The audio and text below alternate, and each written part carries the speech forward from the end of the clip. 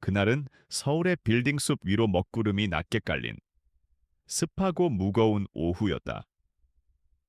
김지훈 경위는 국립과학수사연구원 회의실의 차가운 공기 속에서 깊은 한숨을 내쉬었다. 그의 앞에 놓인 태블릿 PC 화면에는 거대한 금융 스캔들의 복잡한 연결망이 거미줄처럼 펼쳐져 있었다.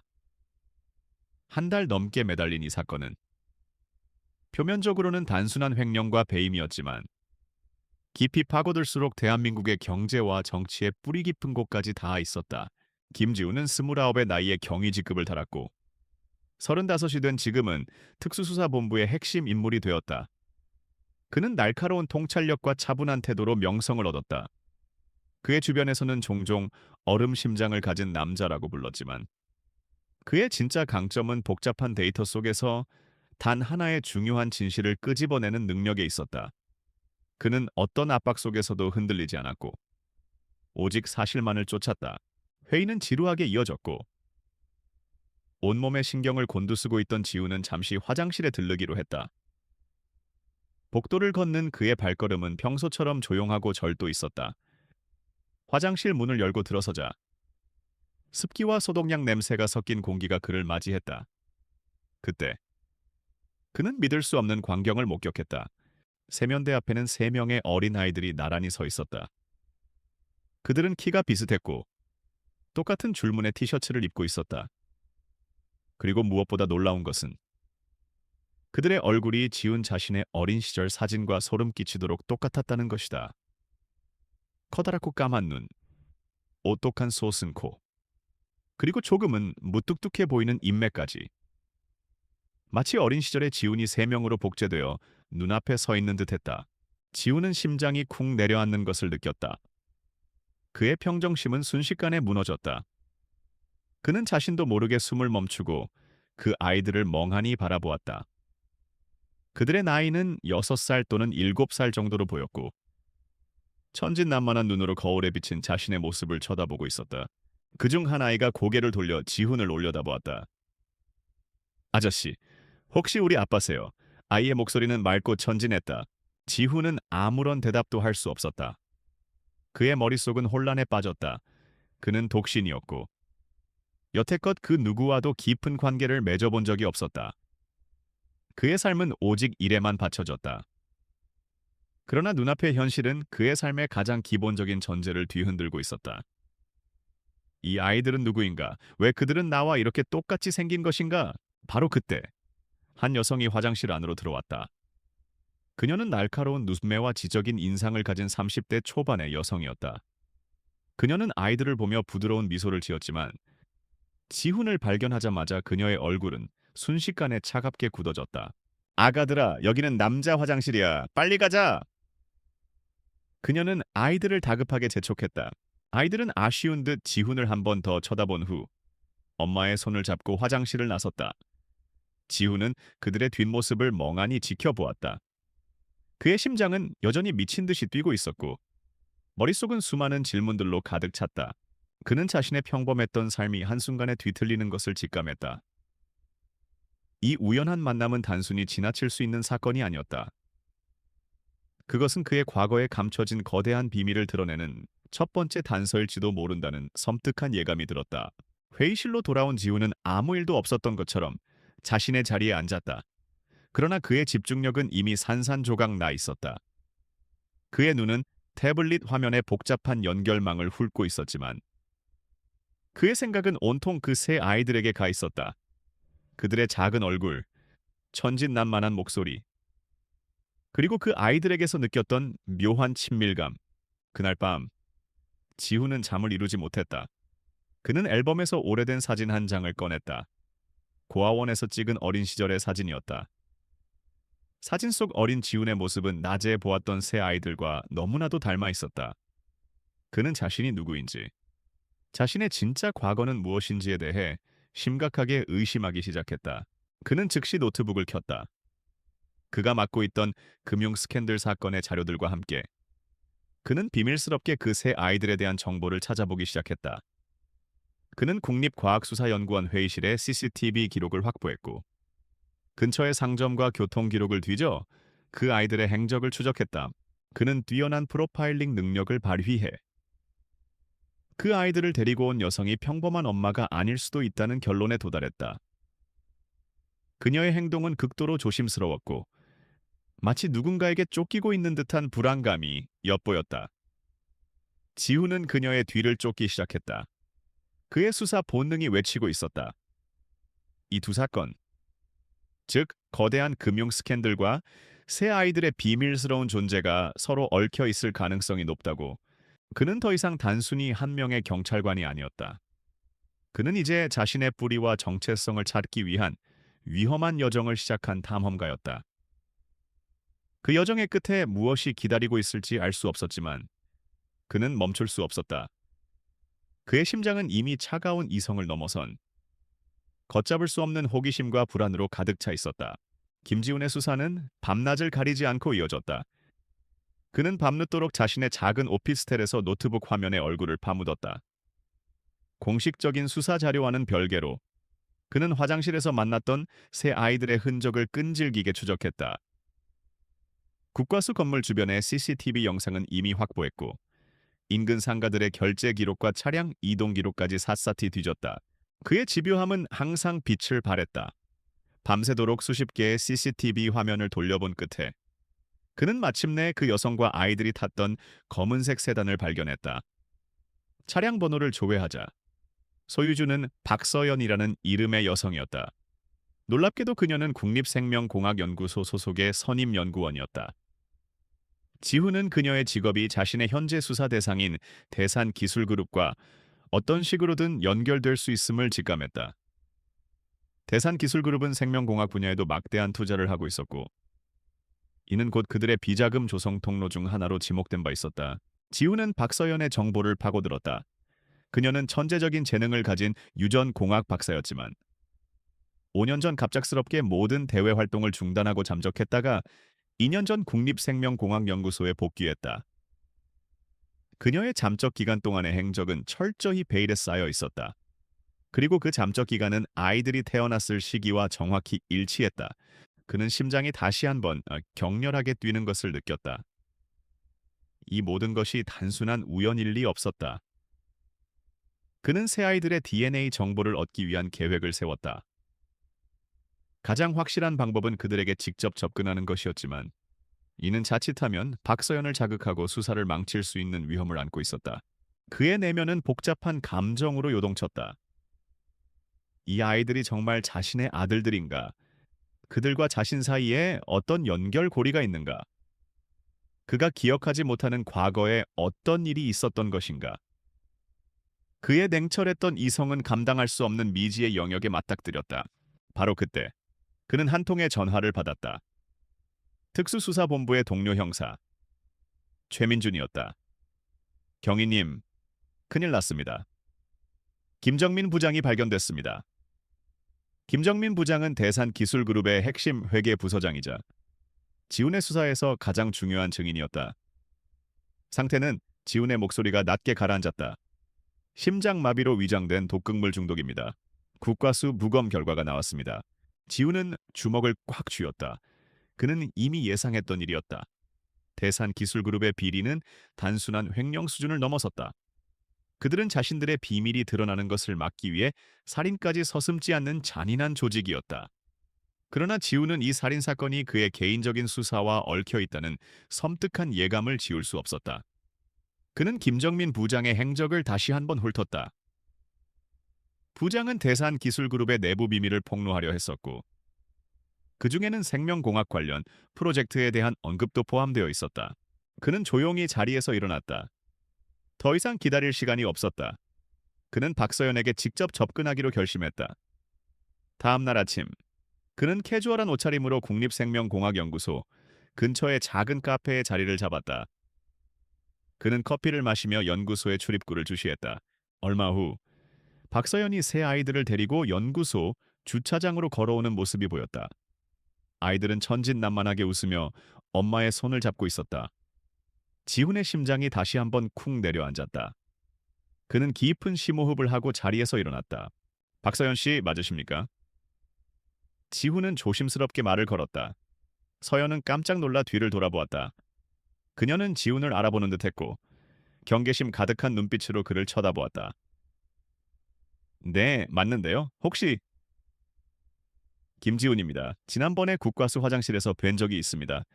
서연의 얼굴은 순식간에 굳어졌다. 그녀는 아이들을 자신의 뒤로 숨기려 했다. 그들의 작은 어깨가 불안에 떨리는 것을 본 지훈은 가슴이 아팠다.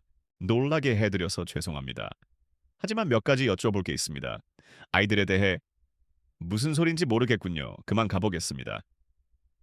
서연은 단호하게 말하며 아이들의 손을 잡고 서둘러 자리를 뜨려 했다. 지우는 한 발자국 더 다가섰다. 이 아이들이 제 자식들입니까?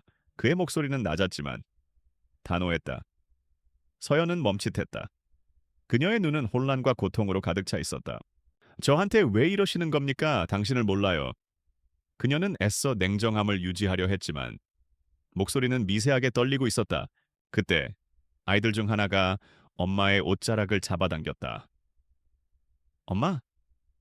이 아저씨가 아빠야 우리랑 똑같이 생겼는데. 아이의 순수한 질문은 지훈과 서연 모두에게 날카로운 비수가 되어 박혔다. 지훈은 그 아이의 머리를 부드럽게 쓰다듬었다. 그의 손길은 떨리고 있었다. 그는 그 아이들의 작은 얼굴에서 자신의 과거를 보았다. 그는 더 이상 이성적인 수사관이 아니었다. 그는 이제 자신의 삶의 진실을 마주해야 하는 한 인간이었다. 박서연은 더 이상 도망칠 수 없음을 깨달았다. 그녀는 지훈을 노려보았다. 그 눈빛에는 절망과 분노, 그리고 체념이 뒤섞여 있었다. 그녀는 아이들을 차에 태운 후 지훈에게 따라오세요 라고 짧게 말했다. 지훈은 그녀의 차를 뒤따라 그녀의 오피스텔로 향했다. 그가 마주할 진실이 무엇이든 간에 그는 이제 되돌아갈 수 없다는 것을 알았다. 이 길은 이제 그의 개인적인 복수와 사랑의 시작이 될 것이었다.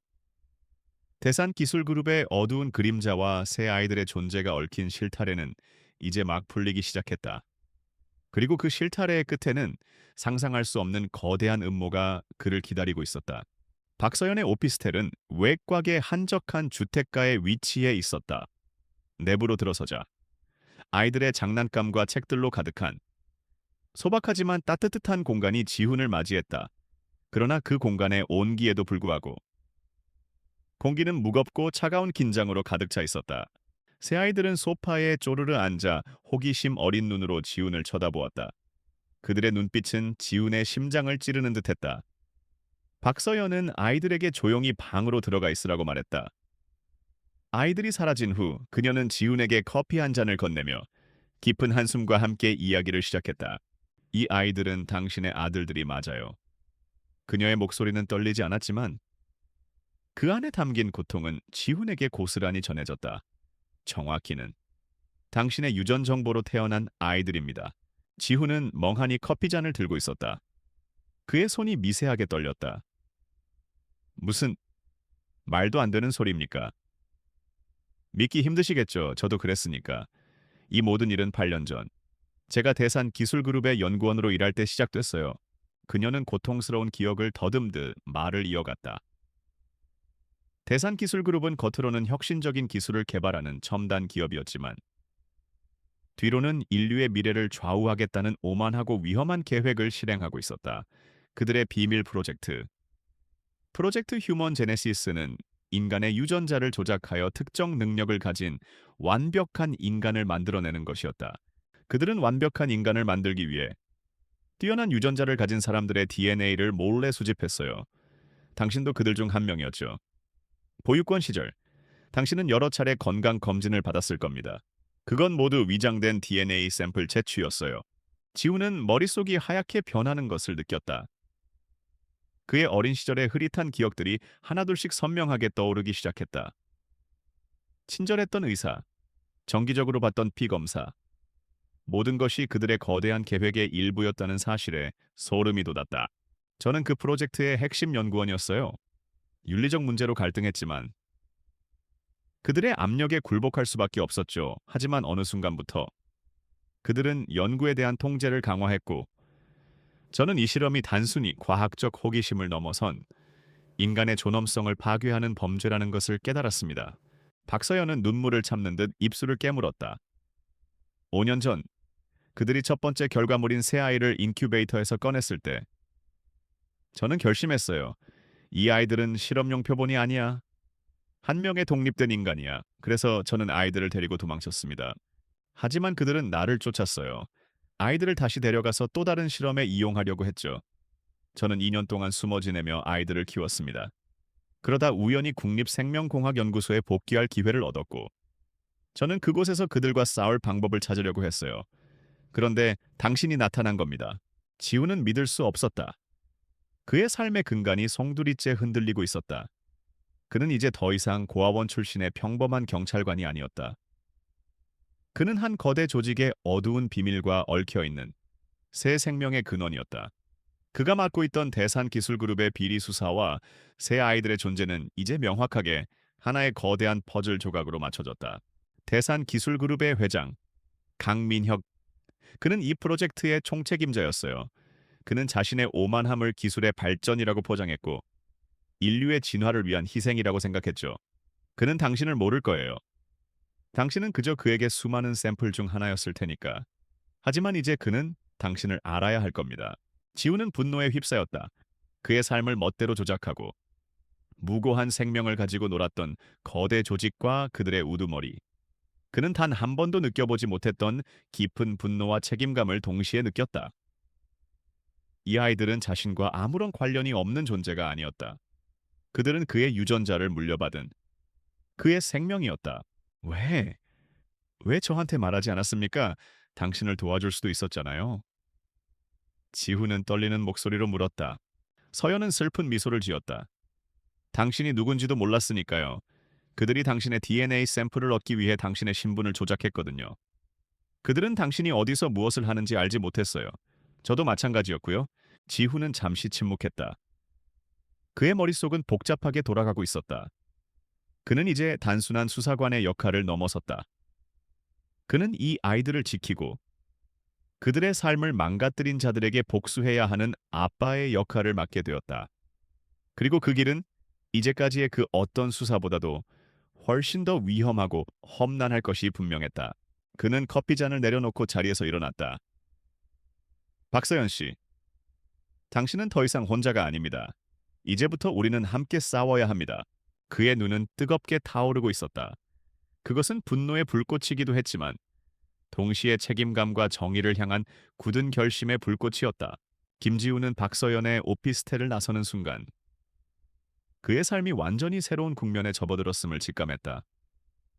그는 더 이상 단순한 경찰관이 아니었다. 그는 이제 자신의 뿌리와 직접적으로 연결된 거대한 음모의 한복판에 서 있었고 그의 피를 나눈 새 아이들을 지켜야 하는 책임감을 온몸으로 느끼고 있었다.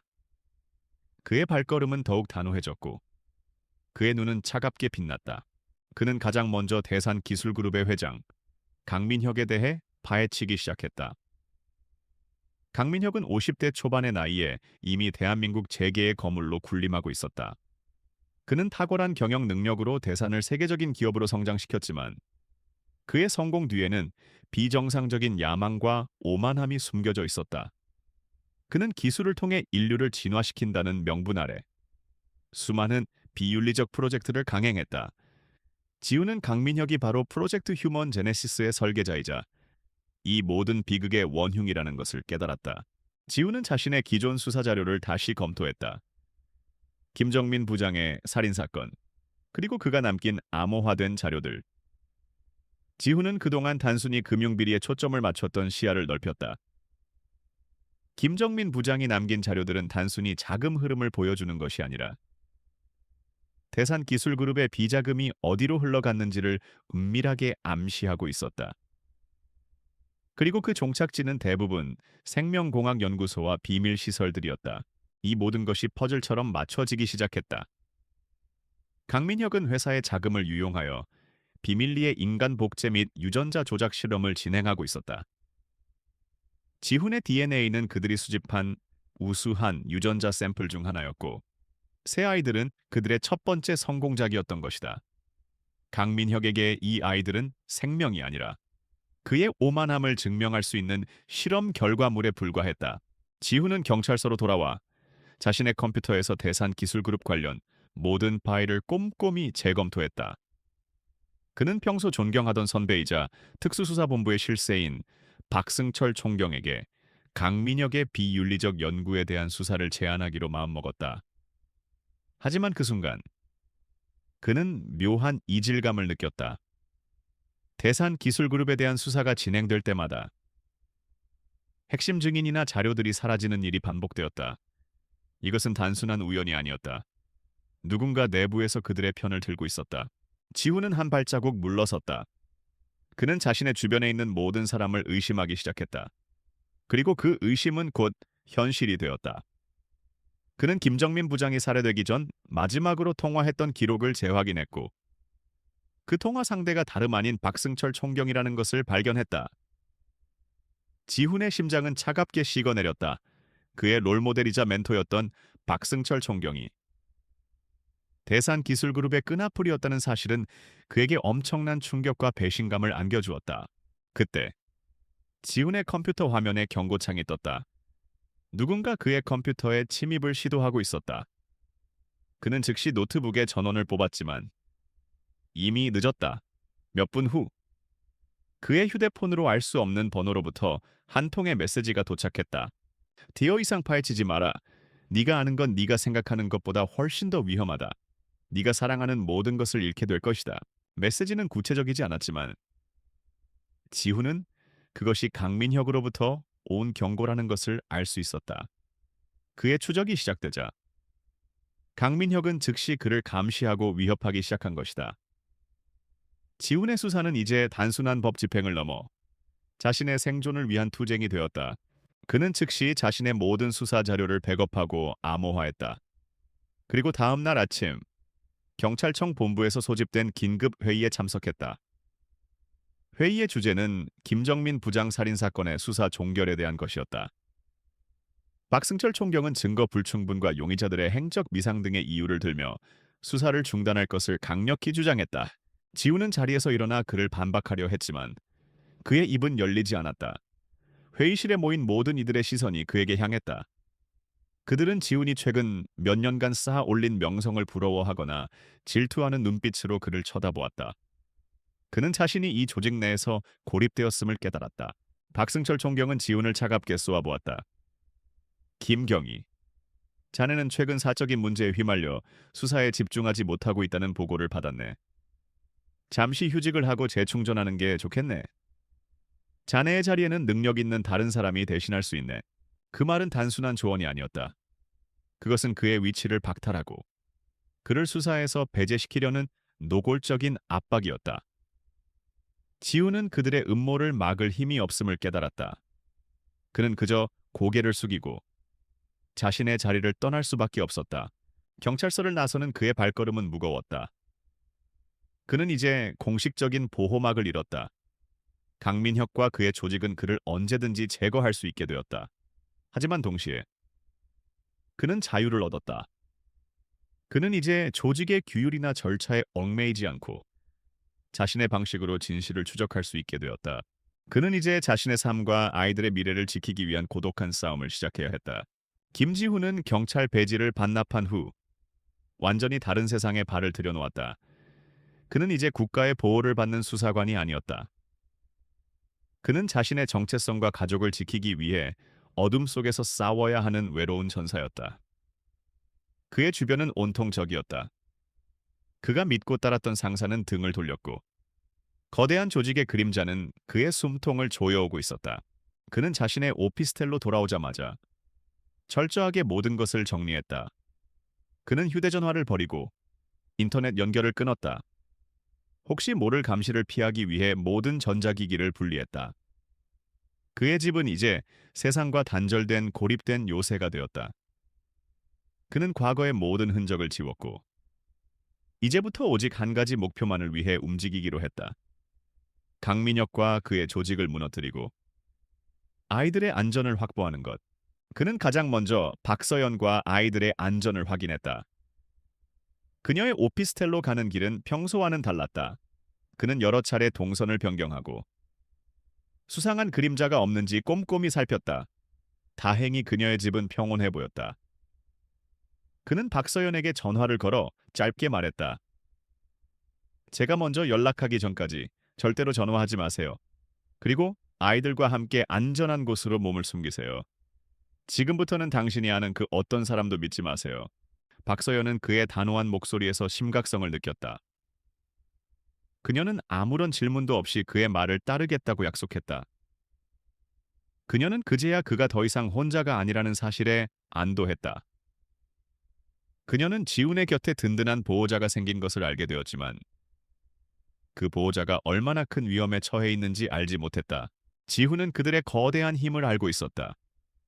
강민혁은 단순히 부패한 기업인이 아니었다.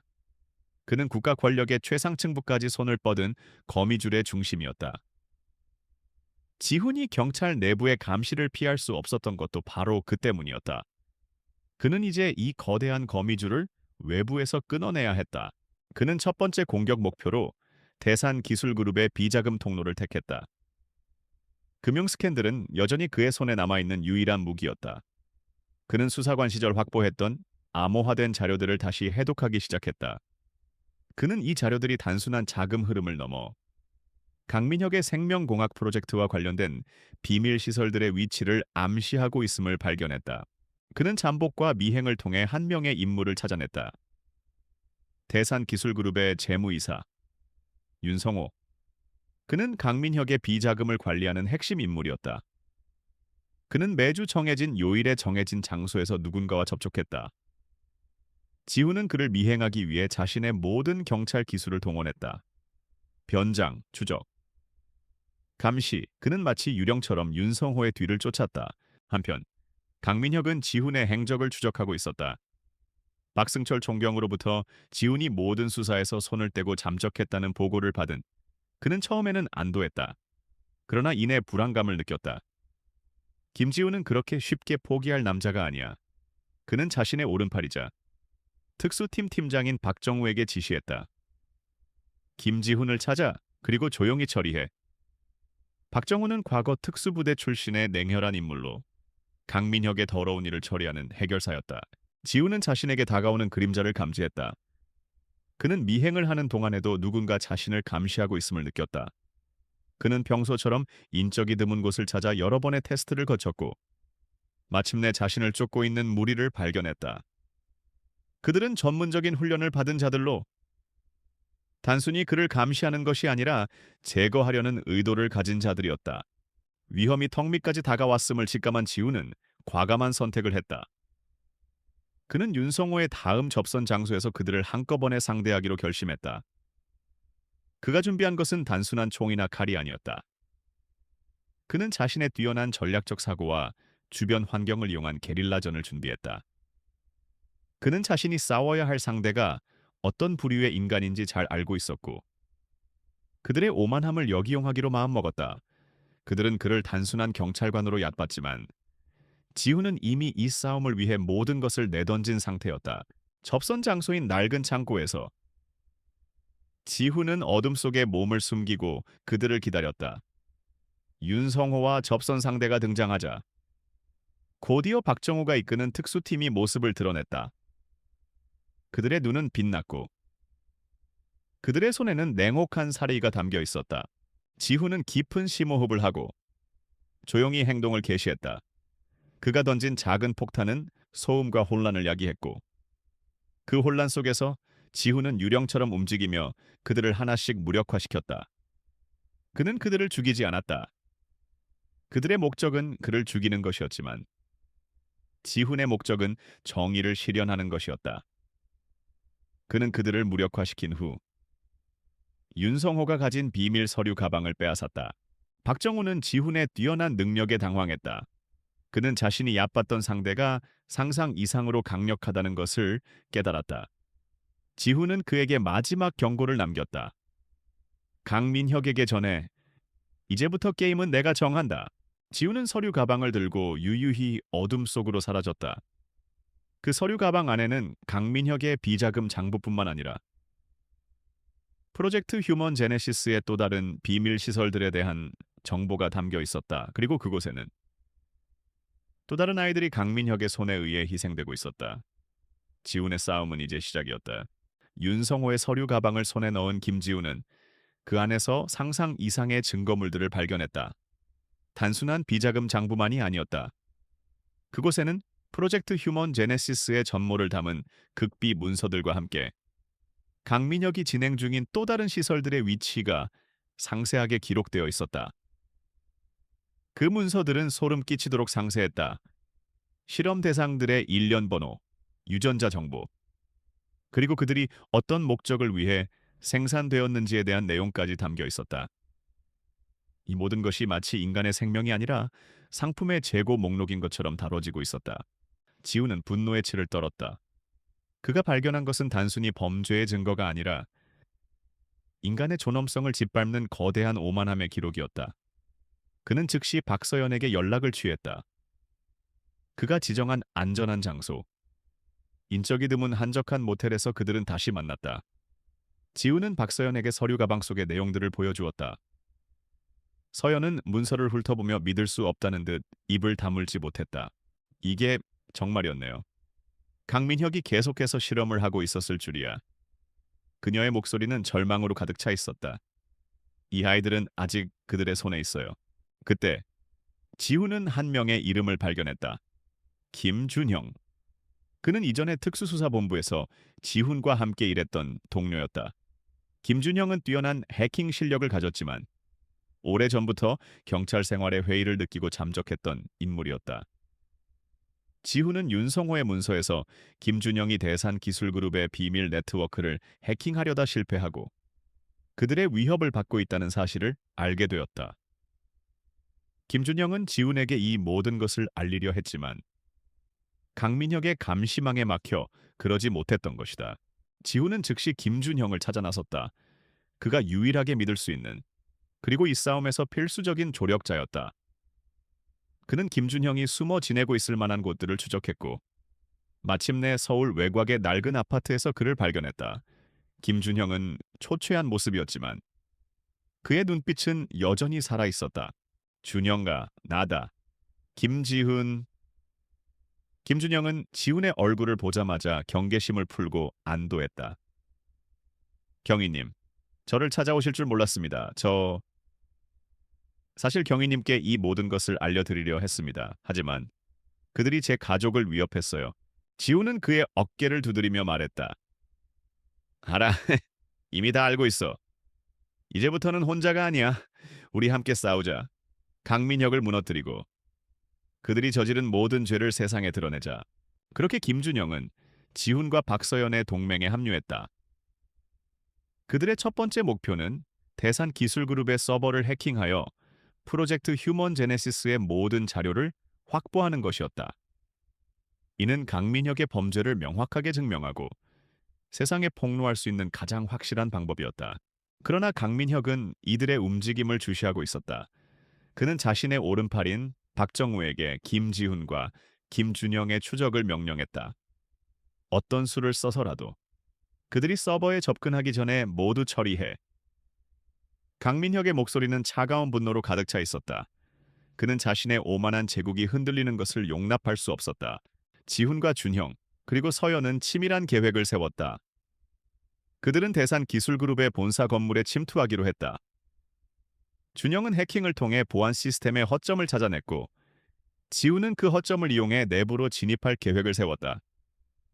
서연은 자신의 과거 연구원 시절의 지식을 이용해 그들의 연구 시스템에 대한 정보를 제공했다. 그들의 팀워크는 완벽했다.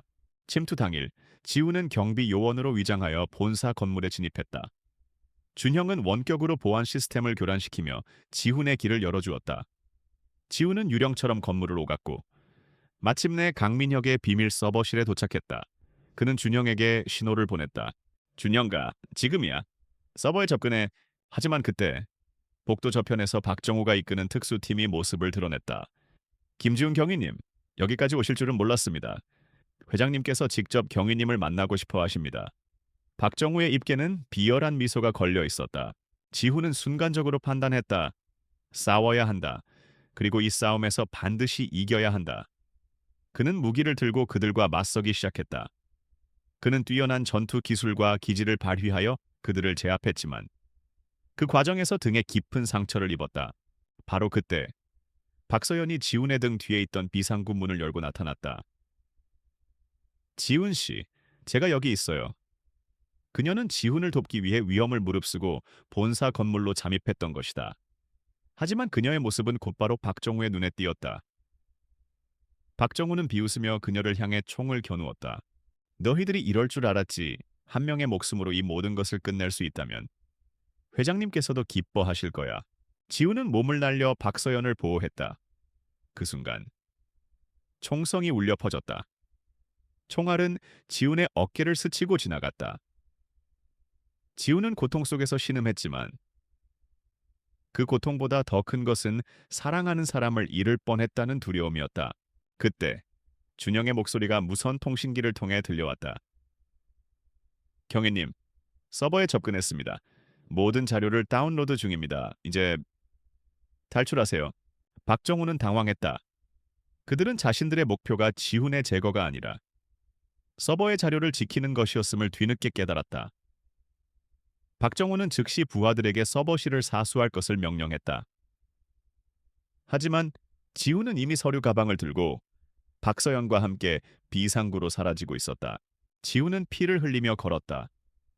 그의 어깨는 불타는 듯이 아팠지만 그의 마음은 굳건했다.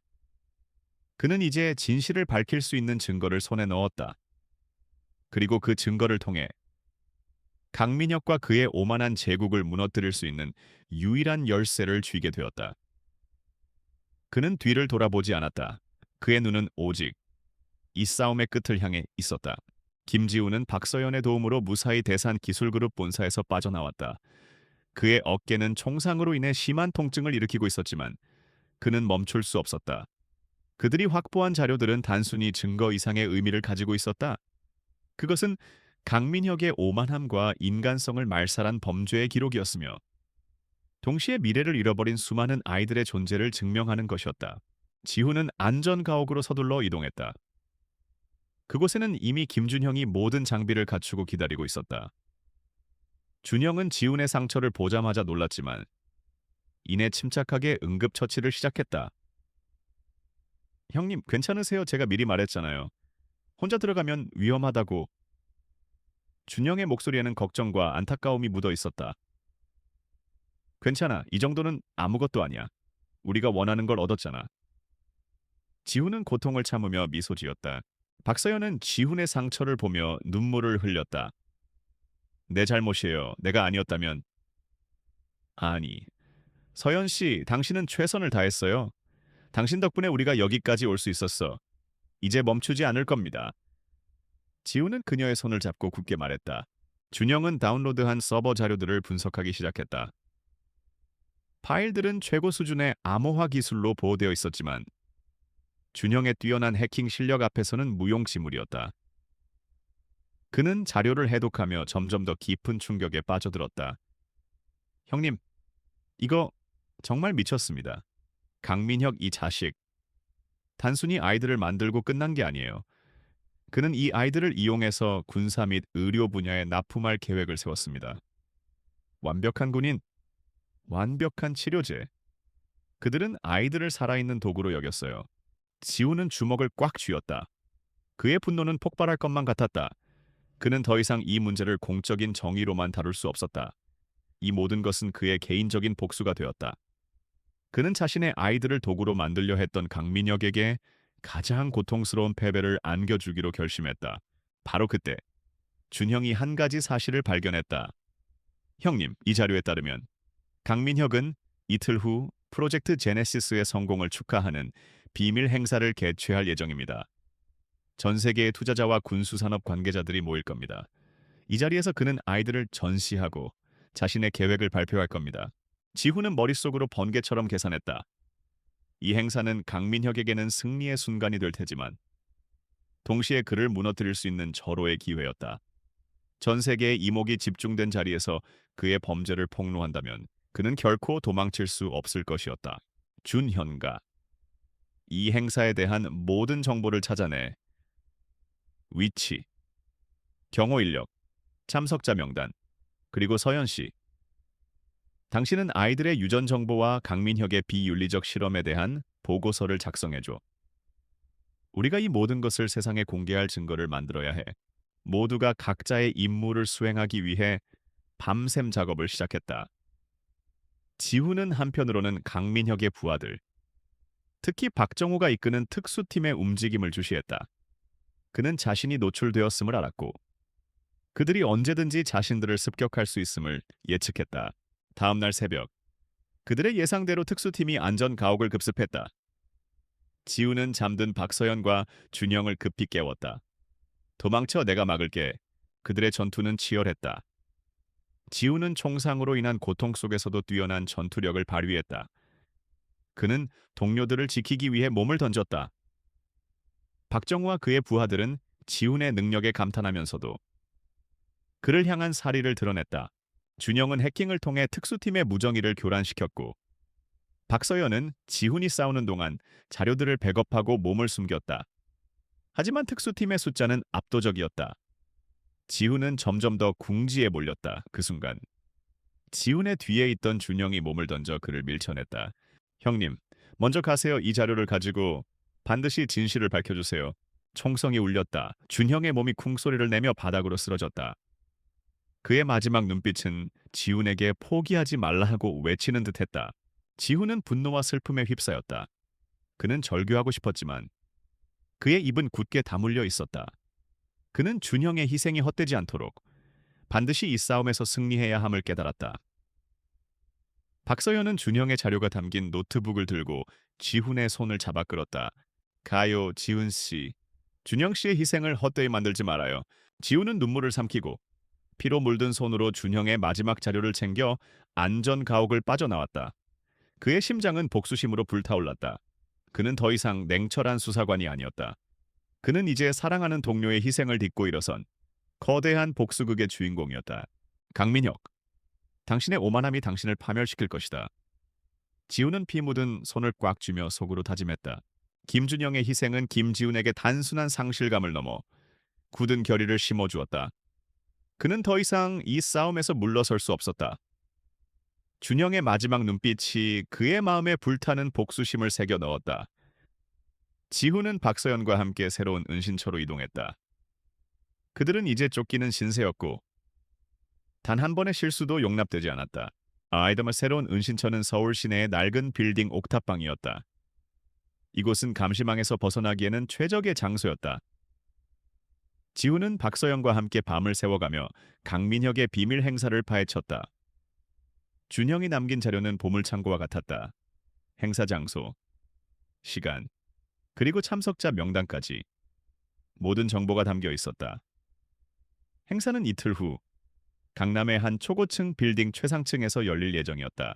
지훈은 행사장을 직접 답사하기로 했다. 그는 노인으로 변장하고 빌딩 주변의 모든 것을 눈에 담았다. 경호 인력의 배치, 감시 카메라의 위치, 비상구의 경로, 모든 것이 그의 머릿속에 완벽하게 그려졌다.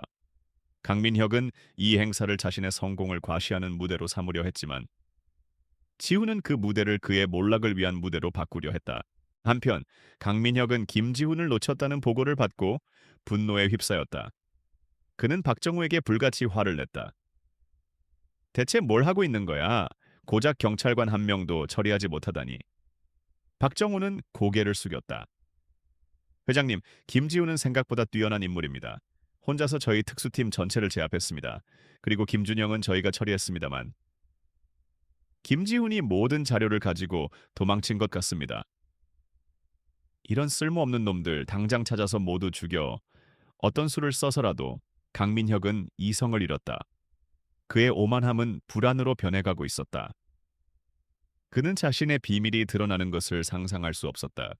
지훈은 모든 준비를 마쳤다. 그는 한 가지 중요한 사실을 이용하기로 했다. 강민혁의 가장 큰 약점은 그의 오만함이었다. 강민혁은 자신의 힘을 믿었고 자신에게 대항하는 자들은 모두 무지하고 나약한 존재라고 생각했다. 그는 지훈이 단순한 폭력이나 물리적인 공격을 감행할 것이라고 예측하고 있었지만 지훈의 계획은 전혀 달랐다. 그의 계획은 폭로였다.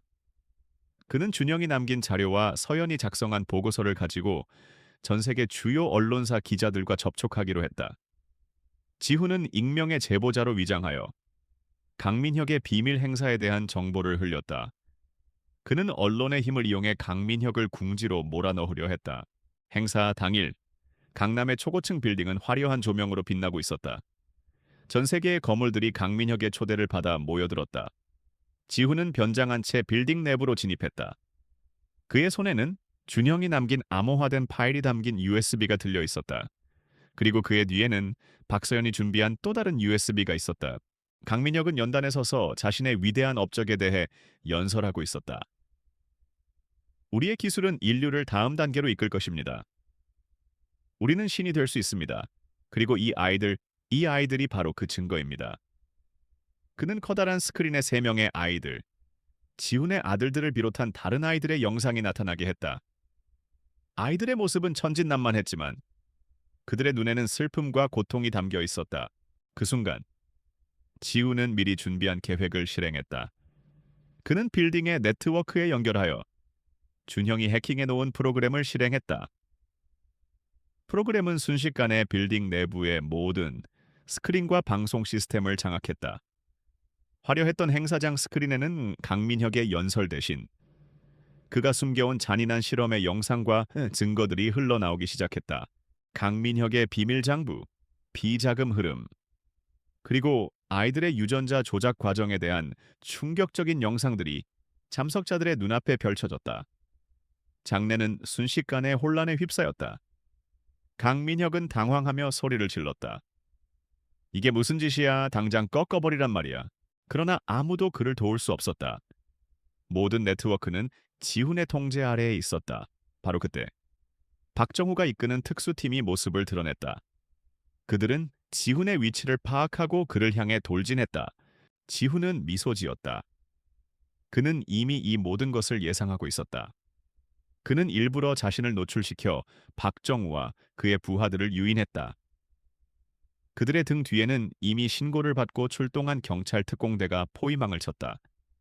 박승철 총경은 강민혁의 영향력 아래에 있었지만 지훈은 다른 내부 조력자들을 통해 경찰에 은밀하게 정보를 흘려보냈다.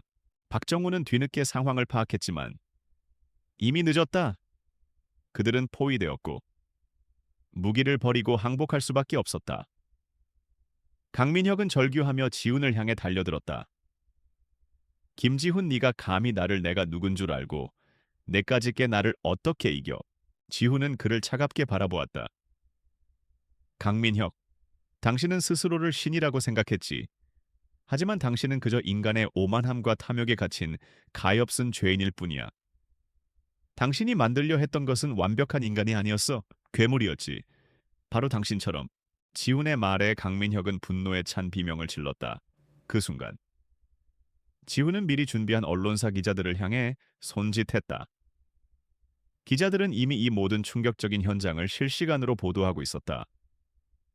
강민혁의 몰락은 전 세계에 생중계되고 있었다. 지훈은 마지막으로 강민혁에게 말했다.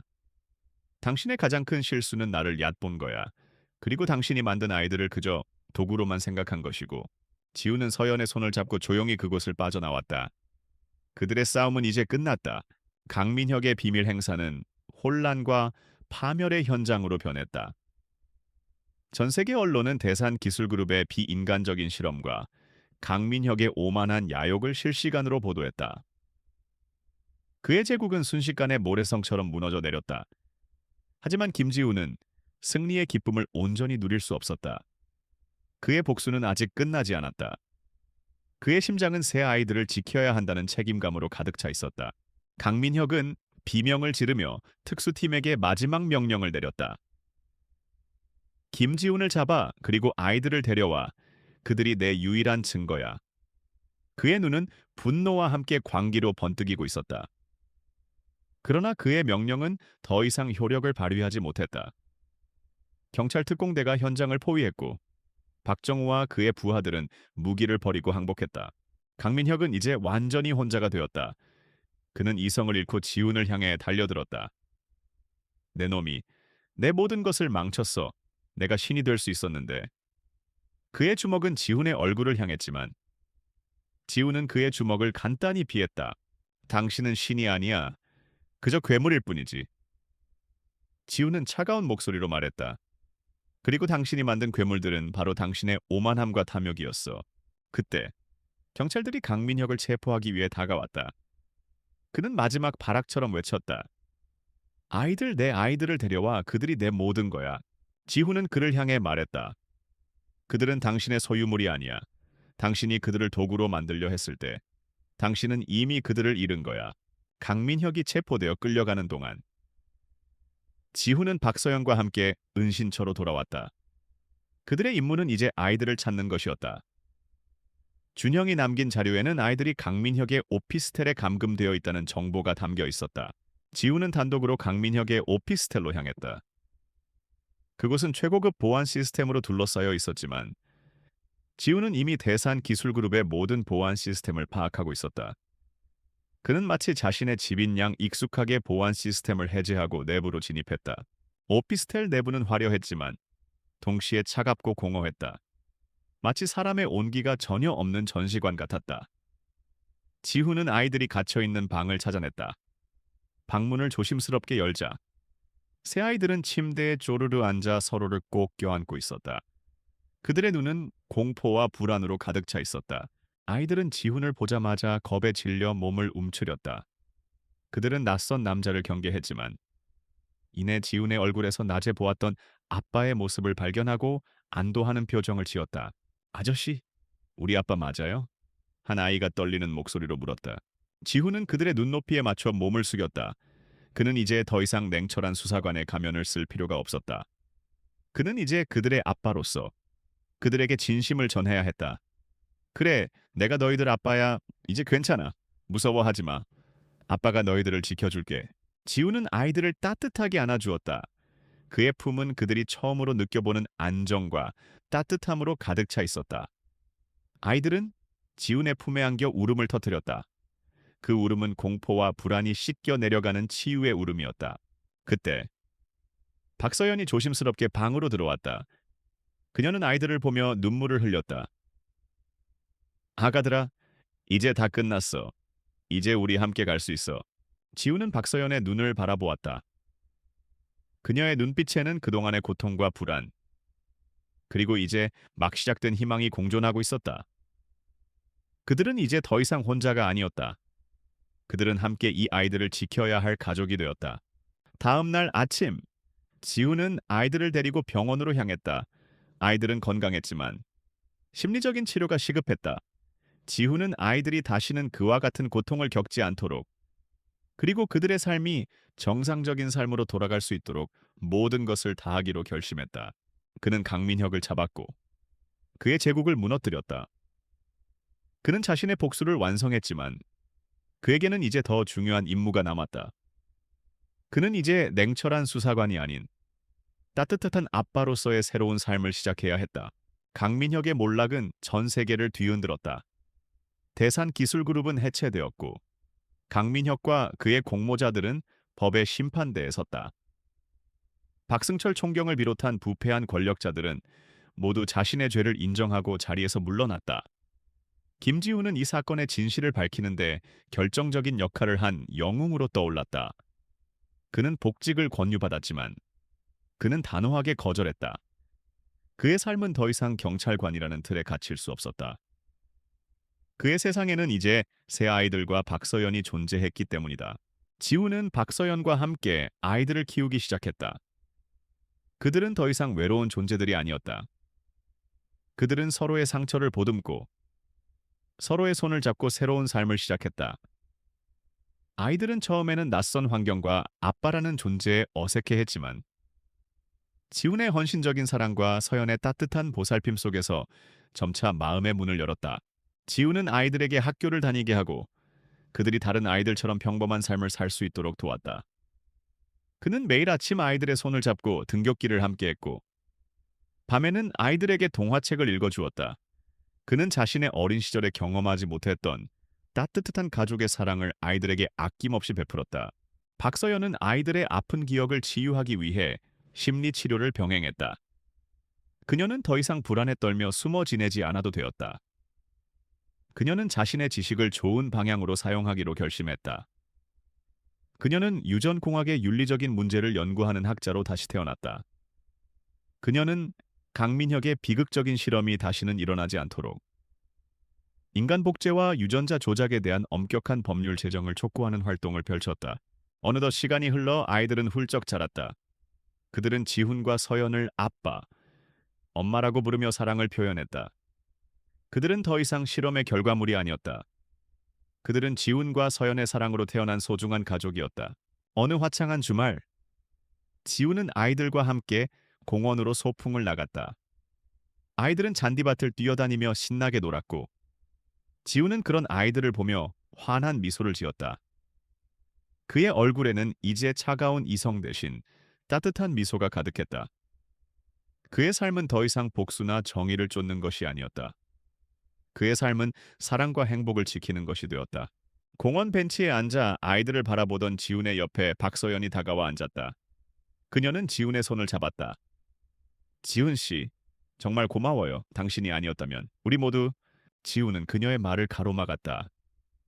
아니, 서연 씨, 내가 당신에게 고마워요. 당신 덕분에 내가 누구인지, 그리고 내 삶의 진정한 의미가 무엇인지 알게 되었으니까. 그때 아이들 중 한 명이 지훈에게 달려와 그의 품에 안겼다. 아빠, 우리 아빠 최고. 아이의 천진난만한 외침에 지훈은 가슴이 벅차올랐다. 그는 아이를 꼭 안아주었다. 그의 눈에는 눈물이 살짝 고였다. 그것은 슬픔의 눈물이 아니었다. 그것은 행복과 감사함, 그리고 새로운 삶에 대한 희망의 눈물이었다. 그들은 이제 완전한 가족이 되었다. 그들의 시작은 비극적이었지만 그들의 결말은 사랑과 희망으로 가득 차 있었다. 그들은 과거의 어둠을 이겨내고 빛을 향해 함께 걸어가는 아름다운 이야기를 만들어냈다.